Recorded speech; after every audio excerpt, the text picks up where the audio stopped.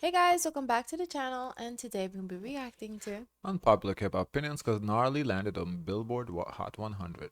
4, 5, 6, 7. 1. Let's not beat around the bush. Everglow deserved so much better than the clown show masquerading as management at Yuehua Entertainment. Their exclusive contract ending in June should be a cause for celebration, not mourning. Because they've been spiritually disbanded since 2021, the members may be sticking together, which is heartwarming and noble, but the real problem? They've been dragging a half-dead group across a corporate graveyard while Yuehua stood there doing jazz hands with overpriced CGI. So excuse me while I send a standing ovation middle finger in Yuehua's direction, with glitter on it. Yuehua's entire strategy was a masterclass in missed opportunities and surface-level thinking. They saw Blackpink's explosive MVs and thought, oh, that's it. Just throw money at visuals and the success will magically happen. They dumped cash into massive sets, flashy edits and firework finales, then did nothing else. No groundwork, no infrastructure, no long-term plan. Just a pile of receipts and the desperate hope that YouTube views would carry them across the finish line. Spoiler alert, they didn't. Everglow ended up being a group with blockbuster music videos and blockbuster-sized gaps between comebacks. And let's unpack that nonsense about Yuehua trying their best. Where? They didn't even bother with the bare minimum. No regular schedules, no variety show appearances, no web series, no acting gigs, no meaningful brand deals, no solo anything. You know how wild that is? that is kind of bad. Meow took that approach before where they were not doing promotions, but now they quickly were able to adapt and switch strategies. So I don't know how come, certain groups, I guess they're stuck in their ways. We have groups from companies that operate out of a bathroom stall putting their members on 5 reality shows a month. Yet Yuehua, with all their China cash, couldn't manage a single solo activity for any member. Not even for Irin, who had potential to be the next global it girl if they played their cards right. They let her popularity rot. And don't even start with the Mia favoritism fanfiction. Giving the main vocalist and dancer more lines isn't favoritism, it's competence. It's called assigning roles based on skill. Something this company barely knew how to do. But no, Mia didn't get variety gigs, acting roles, CFs, or anything resembling a solo spotlight. So what favoritism? More screen time? I don't know, it's hard for me to really say something about Everglow. We have reacted to them like once or twice, but they didn't really leave an impression to me, so it's like I see everybody hyping them up, but when we reacted, I'm like, they're forgettable to me, so I don't.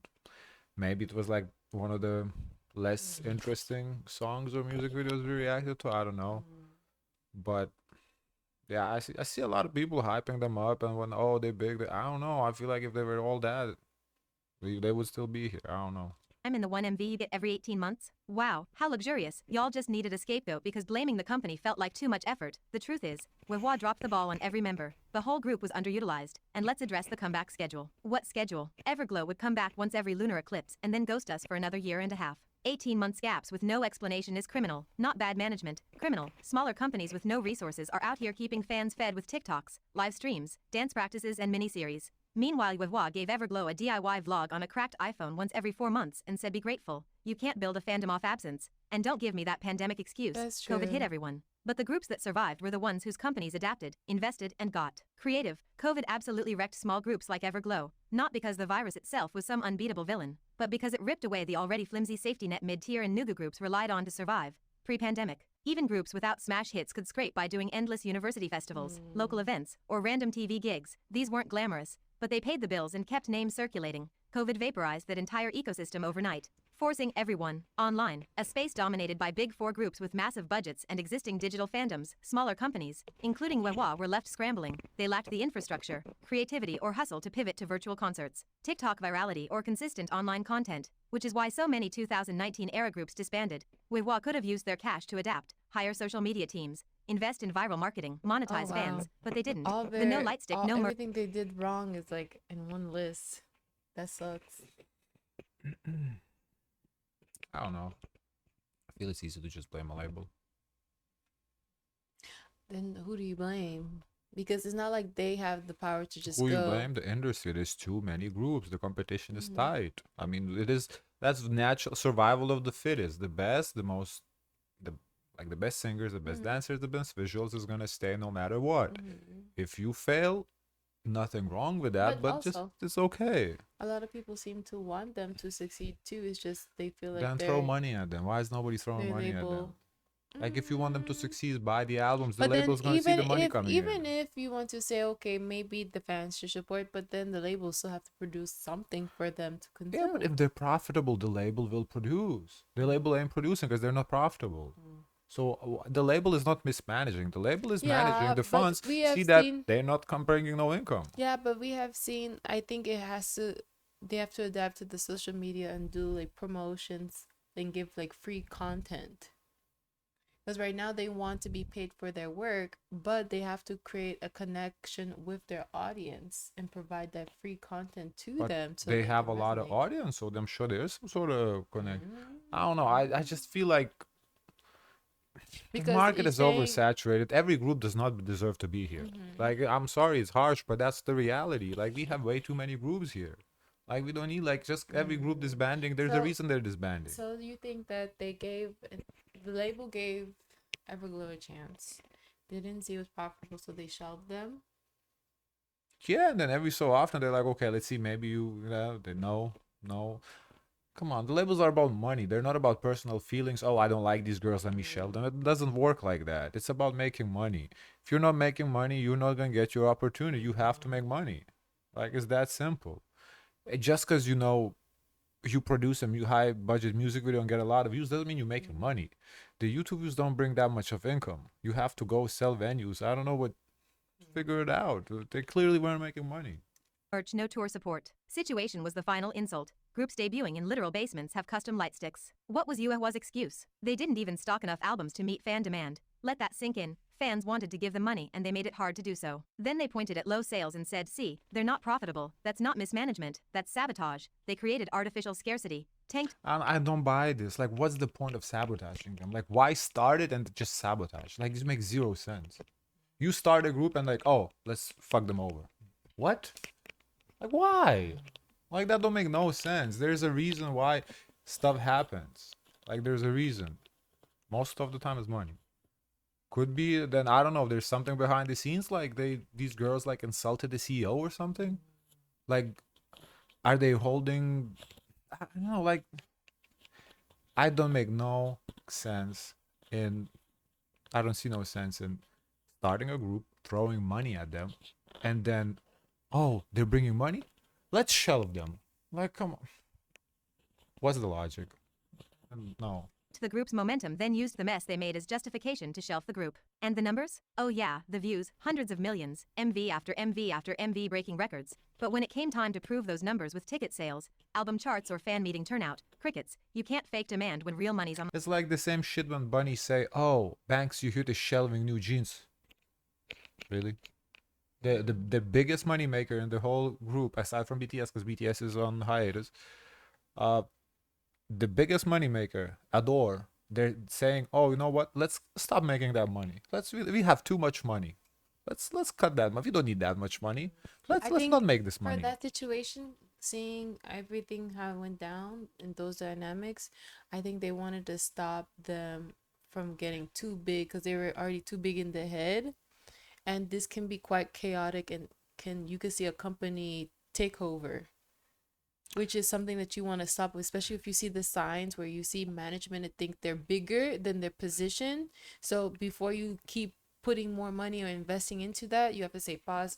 Let me see what's going on with this management and how this group think their position is in this company, because they think they're bigger than everybody else. Yeah, so Minhee, yeah, she was like, there was something internally going Mm-hmm. on. So to me, that's must be something internal going on here too, because it's just, if they're making money, like, ain't nobody gonna stop making money by choice just because, you know what, there's too much money, let's not make this money. Maybe YG needs some money, let's help YG make money. Like, no. A line. It either shows up or it doesn't. So either Yuehwa was inflated. Like, I feel like fans are so, they want to sympathize with the groups to a point where it becomes delusional. Like, there is logic to everything. This is not logical for a label to start a group, throw money at them. They're making money. You say they make money. She's saying they make money, and then stop making that money because, you know what? Let's shelve them because, well, the sky is blue today. Let's just shelve them because the sky is blue. No, don't work like that. Hitting views with bot traffic and ads, or they failed so spectacularly at turning viewers into stands that they should be barred from managing. Right, or maybe, you know what? She's onto something. Maybe they weren't actually selling down albums. Maybe the group was buying the albums themselves, and that's why they didn't restock.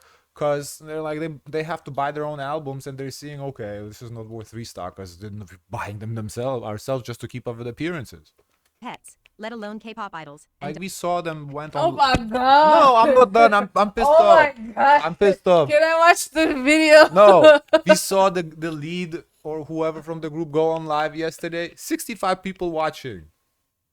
Come on. don't even try to defend them with the And Chinese I saw you guys in the comment trying to excuse it. Oh, it's a new account.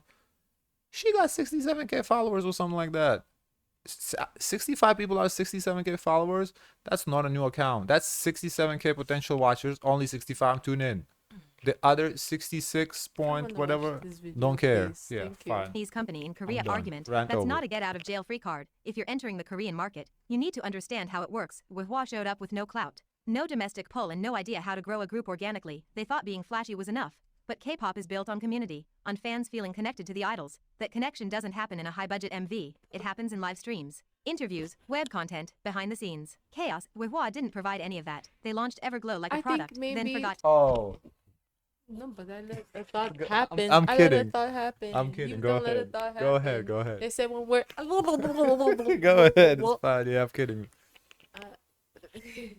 I wanted to say it seems like also when Everglow is trying, everyone is like picking at them. Let them try because it's not like they're gonna get the success overnight or build that base overnight. You see how you're making fun of them creating a new account and trying to create followers. They're trying to establish and pick it up so they don't have to disband. So everyone picking them apart, it can be discouraging because oftentimes people can face imposter syndrome, like damn, like you're supposed to be that group but you're not really that group, or wow, it's taking so long to pop off, when typically it could be that person in the industry where it takes you 10 years until before you become popular. They're at least trying and they're not complaining. They're not going to the media and going outside of South Korea saying, oh look, the industry is doing this and that to me. They're not acting like victims. Eugene's catching straight they, over they, here. they're not acting like victims, but they're trying and people are picking them apart for trying. Like that's how I'm like, Okay, damn, so get off the girls. Two things. Now, if you want to call them victims, they are actually victims. They never got paid. I believe that's the group that never got Yeah, paid. but they're so not even like, they are victims. but That's they're that's not a leaning separate heavy issue. on that. Yeah, and another thing, I'm not making fun of them for having 64 people. Yeah, Like you this. like, throw money at them. No, I'm not making fun. I'm Just just because you throw I'm money just doesn't po- mean they can be successful. I'm just pointing it out that there clearly is no demand for them. This is not making fun. 64 people is great. If we had 64 people watching us live, I'd be happy. But I'm just saying, like for a group that you're showing millions of dollars or billions of won, whatever, like 64 people is really not a lot. Like it's just not. And I say that, with almost pity that for a established group to get 64 people watching is just Listen, low. let me tell you, when we were doing Britney Spears streams, we were shocked. Damn, the way they talk about Britney Spears, you could have sworn she had 10 million streams each song. Each song. Most of the songs don't even pass Okay, but 100. Britney's era is different. Well, I feel like for their label, their team, they're not adaptable. So that tells me they stuck on the old formula to make success happen.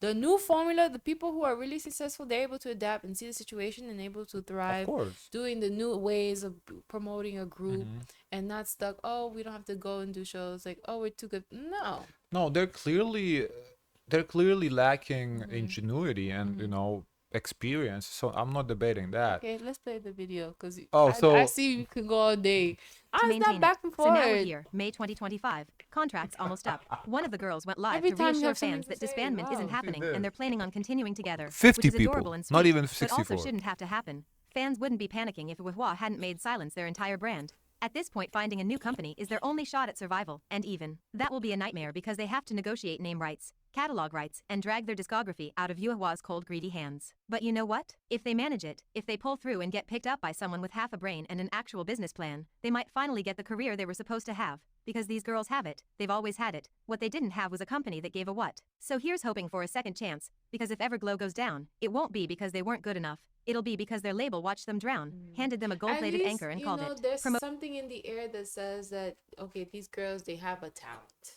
They can be undiscovered or not properly promoted talent. They can try out for a new group. Go to a survival show, do the whole thing. Ocean. 2. Cat's Eyes Gnarly just did the impossible. Clawed its chaotic, glitchy, hyperpop screeching buttocks all the way to number 90. I didn't think it was impossible. We kind of predicted it would make the list. I, for one, thought it would be a little higher considering it was 50 in the UK. I did think it would be around 70th spot, so 94 was a little low for what I thought. But still, making the list is impressive nonetheless. That not many people do it.